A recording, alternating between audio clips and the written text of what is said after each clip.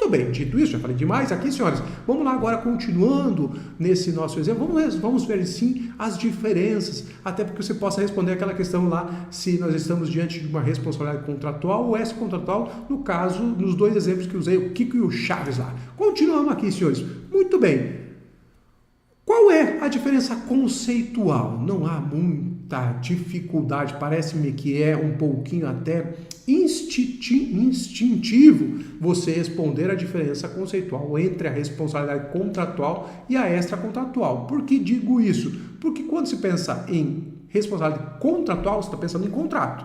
Na extra, está falando fora do contrato. Então é isso mesmo, senhores, é instintivo, tá? Se o que vai, às vezes, a algum concurso, em OAB, enfim, algum concurso de técnico, não de juiz, porque isso não vai ser cobrado para juiz, né, promotor, enfim, aí são problemas práticos a serem resolvidos, mas para técnico, às vezes, eles querem dar uma confundidinha, fazer uma confusão na cabeça do candidato, ele falar responsabilidade negocial e extranegocial, aí já deu um tilt na cabeça do candidato, mas o que ele está falando? É a mesma coisa, negocial é contratual, porque eu estou falando de negócio jurídico.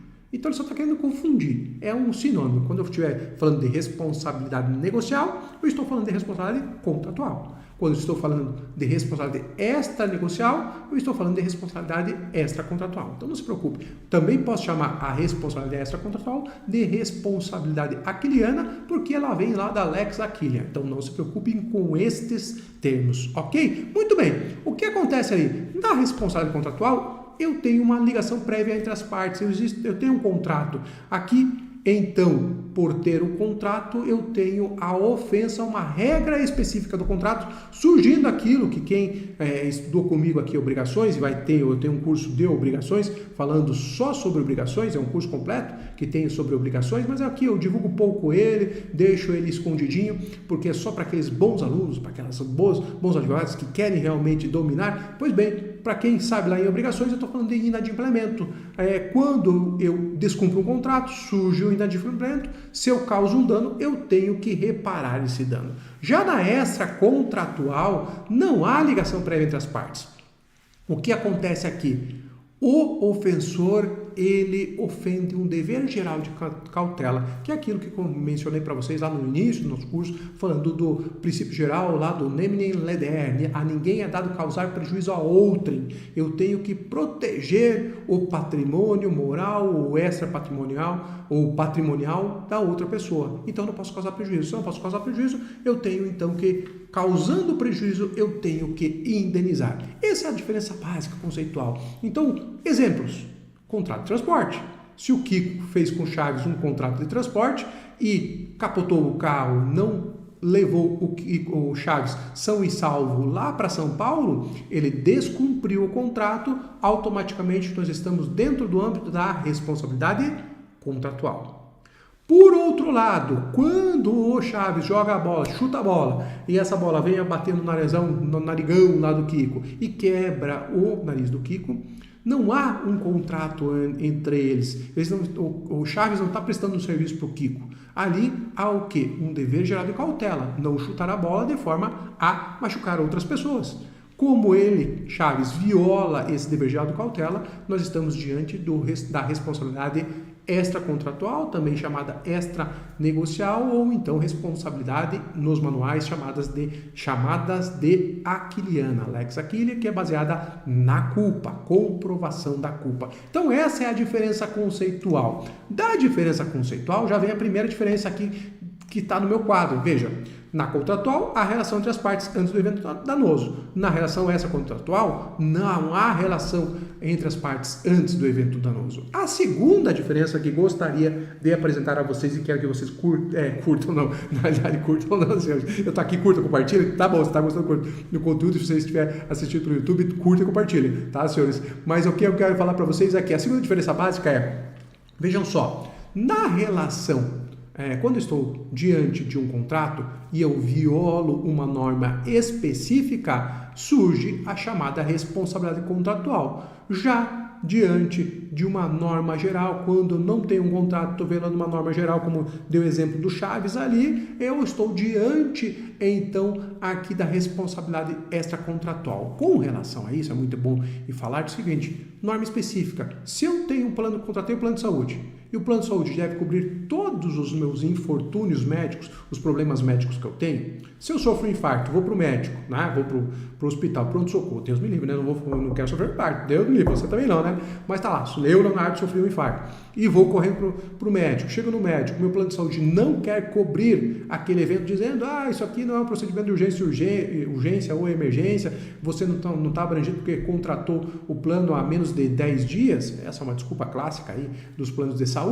Então, nesse caso, ele descumpre uma norma específica, que é, dentro do contrato, manter a minha saúde rígida, pagar todas as despesas relacionadas a qualquer problema que eu tenha de saúde. Se ele descumprir o contrato, nós estamos diante da responsabilidade contratual. Por outro lado, se eu furo uma preferencial, bato no carro, não tinha nenhuma relação com a outra parte, eu violei um dever geral de cautela específico no trânsito, né? Não furar, não avançar a preferencial, e causei um dano, eu estarei diante, então, da chamada responsabilidade extracontratual. Não deixa de observar isso na sua petição inicial. Para quem aqui é um advogado bom, ele vai enquadrar corretamente. Num caso, eu estarei diante lá do enquadramento, se é uma violação contratual, o inadimplemento, eu aplicarei o artigo 389 e seguintes do Código Civil, e no outro caso, eu estarei aplicando o artigo 186 e 927 do Código Civil, se não existe uma norma específica, se for responsabilidade capaz, se for responsabilidade aqui do preposto, enfim, mas em tese as regras gerais serão essas. 389 lá no inadimplemento para o caso da responsabilidade contratual e 186.927 ou então normas específicas com relação à responsabilidade extracontratual. Continuando, senhores, ainda a diferença. A pretensão, e aqui estou falando dos prazos prescricionais. Quando que nasce a pretensão lá na responsabilidade contratual? Ela vai nascer a partir da mora, do atraso ou do próprio inadimplemento, seja total, ele ou parcial, absoluto ou relativo, né? Que é o inadimplemento relativo é a própria mora, né, senhores? Então, quando que nasce essa minha pretensão? E a partir dali que eu vou contar os prazos prescricionais, a partir da mora do inadimplemento. Já no caso da extracontratual, nasce da violação dos deveres gerais de conduta. Além disso, agora sim, isso é muito importante e você não vai esquecer. Veja só, volta para mim aqui, você vai não lembrar sempre disso. Ônus da prova, senhores. Não esqueça mais disso. Você tem que saber diferenciar a responsabilidade contratual da extracontratual para ter uma facilidade na apresentação do seu caso e até no ganho de causa para o seu cliente. Por que digo isso? Porque a diferenciação, sim, no caso de ônus da prova, de quem deve comprovar aqui alguns requisitos para a indenização, se nós estivermos diante da responsabilidade contratual ou da extracontratual. Veja só um exemplo para vocês terem como é que isso funciona. Não há uma grande dificuldade de você fazer a comprovação da imprudência, da negligência ou da imperícia, principalmente da imperícia do médico nos casos de erros médicos? Há sim uma grande dificuldade. Por isso que quando nós estamos lá, felizmente, diante de relações de consumo, e a maioria são, né? Nós estaremos aplicando o CDC com a possibilidade de inversão do ônus da prova. Se eu não estou numa relação tipicamente de consumo, eu vou aqui me salvar da teoria dinâmica do ônus da prova, que está hoje no CPC, mas o professor Miguel Kifune Neto, que foi meu professor na faculdade, inclusive, né? Uma das maiores autoridades na responsabilidade civil médica do país, ex-presidente do Tribunal de Justiça aqui do Estado do Paraná, enfim, define a facilidade, tentando facilitar a vida do paciente em distribuir dinamicamente a prova, falando, não, nesse fato aqui você tem mais condições de provar, então o médico comprove que não ocorreu dessa forma que o paciente está falando, porque você domina a técnica. Pois bem, então vocês veem que há uma grande dificuldade na comprovação do dano. Outro caso que vejo muito em tempos de redes sociais, né? Senhores, quantos perfis falsos são hoje criados facilmente, né? Você entra lá, faz um perfil falso e começa a atacar outra pessoa. Não estou nem falando de política, política vai virar uma bagunça, né, senhores? Infelizmente, tá bagunçado, mas enfim. Estou falando aqui de pessoas, imagine só, eu já vi isso, já atendi casos no meu escritório lamentáveis, em que uma menina que era linda, menina linda mesmo de rosto, uma menina bela, ela entra na faculdade, e outras meninas ficaram enciumadas porque essa menina era, paquerada, eu não sei como é que se chama isso hoje em dia, eu sou velho, né? Enfim, ela acabava sendo aqui sempre paquerada por todos os outros meninos e gerava muito ciúme em outras meninas da sala de aula, da faculdade, e essa menina viu lá um perfil falso ser criado, falando que ela era prostituta, garota de programa, enfim. Rapaz, os pais vieram desesperados comigo, tivemos que entrar com ações, com pedidos de tutela de urgência para remoção desse perfil. Aí, aqui nesse caso, as redes sociais não queriam fornecer os dados, tive que acionar Marco Civil da internet, é difícil, tá? Para quem me acompanha lá no YouTube também, eu tenho 6 aulas sobre a responsabilidade civil das plataformas digitais, já fazendo conexão, inclusive, com o projeto de revisão do Código Civil, então dá uma olhadinha lá, quem é curioso, dá uma olhadinha lá nessas aulas. Pois bem, olha a dificuldade em comprovar quem é o indivíduo que está me causando aquele dano. Então, eu tenho ali uma grande dificuldade por estar no âmbito da relação extracontratual. Agora, se eu estou diante de um contrato típico, né? Contrato. Quando eu estou diante de um contrato e surge o inadimplemento, senhores, não há essa dificuldade. Por quê? Porque é fato assente na doutrina que, no caso da responsabilidade contratual, surgido o inadimplemento, não cumprida a obrigação, surge o quê? A presunção de que o devedor é culpado até que ele prove o contrário. Então, aqui eu tenho uma facilitação da vida da vítima. Se o empreiteiro assume a obrigação de construir minha casa e ele deixa a minha casa pela metade, eu não preciso fazer nada mais do que juntar uma foto e falar, ele não cumpriu. E o juiz vai olhar e falar, realmente, a casa era para estar construída e está sem teto, não tem reboco, não foi finalizada, eu presumo que você não cumpriu. Aí ele vai ter que comprovar o quê? Uma exceção de contrato não cumprido, aquele nome bonitinho, né? Exception non adimplente contratos. Ele vai ter que falar, não, olha, eu não estou inadimplente. Na realidade, quem está inadimplente é o Leonardo que me contratou e não me pagou. Então, está aqui, ó, a comprovação de que ele não fez os pagamentos, então eu tenho uma exceção de contrato não cumprido. Mas quando eu ajuizo a ação, eu, que seja consumidor ou não, né? Mas eu que contratei, eu automaticamente presumo que quem se dispôs a concluir aquele contrato não concluiu é o culpado. Então, há uma presunção. Quem tem que comprovar que não está inadimplente é o contratante que está sendo acusado. Eu tenho uma facilitação na defesa por estar no âmbito da responsabilidade contratual. Agora, veja só, no caso da responsabilidade extracontratual, isso não acontece. O ônus da prova é da vítima.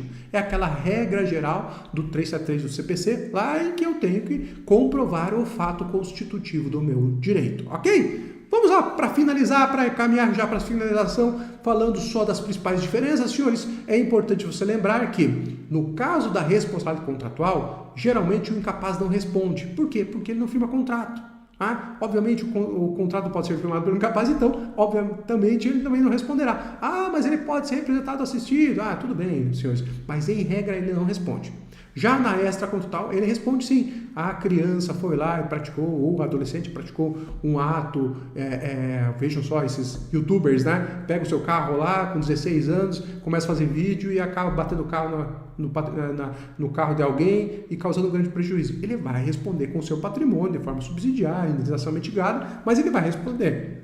Então, há uma diferença. Outra coisa importantíssima, solidariedade da responsabilidade contratual não é automática. Já na extracontratual, havendo mais de um causador do dano, todos eles respondem. E o que eu quero dizer com isso? Lembrem-se, mais uma vez volto aqui para as minhas aulas de obrigações, né? Quem me acompanha sabe disso, quem foi meu aluno sabe disso também. A diferença entre obrigações divisíveis e indivisíveis. Se eu tenho aqui um contrato em que duas pessoas têm que me pagar dinheirinho, dinheiro é divisível. Conceito de bem divisível. Então, dinheirinho é divisível. Então, se eu faço um contrato de 100 mil reais e tenho 2 pessoas no polo passivo que devem pagar 100 mil reais, eu presumo que estas pessoas devem quanto? Cada um deve só 50 mil. Obrigação divisível, tá? Dá uma olhadinha no Código Civil, dá uma olhadinha nas minhas aulas. Agora, se eu quero transformar para que eu queira que as 2 pessoas fiquem responsáveis pelos 100 mil totais, eu tenho que fazer o quê? Criar uma regra da solidariedade, porque a solidariedade não se presume, decorre de lei ou da vontade das partes. Por isso que você estabelece daí uma cláusula de solidariedade. Mas se você não colocou a regra da solidariedade, obviamente você não verá essas 2 partes, essas 2 pessoas responderem pelo total. Só responde por essa cota parte, 50 mil, porque presume-se divididas em tantas partes, quantos forem divididas no valor, em quantas partes forem o conteúdo da obrigação. Obrigação tipicamente divisível. Então, na responsabilidade contratual, eu presumo o quê? Que não há solidariedade.